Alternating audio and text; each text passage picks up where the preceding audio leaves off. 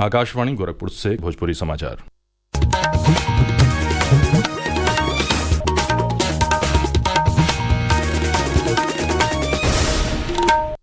नमस्कार, समाचारण के साथ हैं हम विकास राय।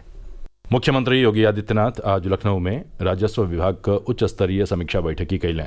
बैठकी में वहां के राजस्व वादन का समय से निपटारा और भूमि अभिलेखन का डिजिटलीकरण के सर्वोच्च प्राथमिकता के साथ पूरा करे का निर्देश दिया। प्रस्तुत है एगो रिपोर्ट।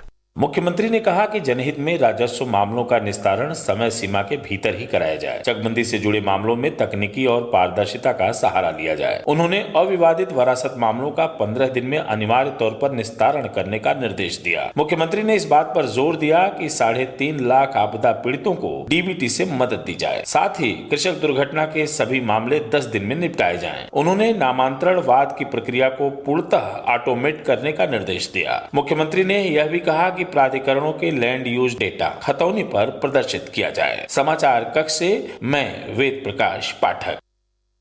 बैठकी में राजस्व परिषद के पोर्टल का रीडिजाइनो करे के बारे में चर्चा भइल। मुख्यमंत्री लेखपाल से लेके आयुक्त ले एकीकृत डैशबोर्ड तैयार करे का भी निर्देश दिले, जौना से विभागीय निगरानी सरल हो सके। प्रदेश के $1 ट्रिलियन का अर्थव्यवस्था बनावे बदे सज्जो जिलन में $1 ट्रिलियन OTD सेल बनवावल जाई। प्रदेश के मुख्यमंत्री योगी आदित्यनाथ का देखरेख में ई पहल भइल हो। प्रदेश सरकार का दिशा निर्देशन के हिसाब से OTD सेल जिलाधिकारी का अध्यक्षता में कार्य करी और इसमें जिला अर्थ और संख्या अधिकारी सह संयोजक हुई हैं। करीब 1 दर्जन जिला स्तरीय अधिकारी एक सदस्य हुई हैं। जिलाधिकारी जरूरत के हिसाब से सम्मानित शिक्षाविदन और उद्योगपतियन के यह समिति में शामिल कह सकेले। यह सेल का उद्देश्य राज्य का अर्थव्यवस्था के हिसाब से जिला में हो रहल कोशिशन का नियमित समीक्षा और यह दिशा में जिला का योगदान में तेजी लावल हो। अयोध्या का श्री राम जन्मभूमि हाता का 60% हिस्सा के हरियाली से सुसज्जित कैल जाई। ये फैसला श्री राम जन्मभूमि भवन निर्माण समिति का बैठकी में लिहल गई हो। राम कथा संग्रहालय में भइल ए बैठकी में फैसला भइल हो कि परिसर में 8 एकड़ में पंचवटी उद्यान स्थापित कैल जाई। यह में फलदार और प्राचीन पेड़न का पौधा लगावल जाई। निर्माण समिति का अध्यक्ष नृपेंद्र मिश्र बतौलें कि बैठकी में राम कथा संग्रहालय के श्रद्धालुअन बदे खोले पर भी चर्चा भई। अनुमान ये किया जा रहा है कि म्यूजियम श्रद्धालुओं के लिए एक सार्वजनिक दृश्य से अप्रैल 2026 जो है इसकी अनुमति दे दी जाएगी कि वहाँ पर श्रद्धालु आ सकें और जो भी गैलरीज हैं उसको आकर के देख सकेंगे। गूगल, मेटा और माइक्रोसॉफ्ट के साथ 7 वैश्विक फर्म आज मुंबई में वेब्स शिखर सम्मेलन में भारतीय रचनात्मक प्रौद्योगिकी संस्थान IICT के साथ एगो समझौता ज्ञापन पर दस्तखत कैलें। IICT का स्थापना 400 करोड़ रुपया का फंडिंग के साथ मुंबई में कैल जाई।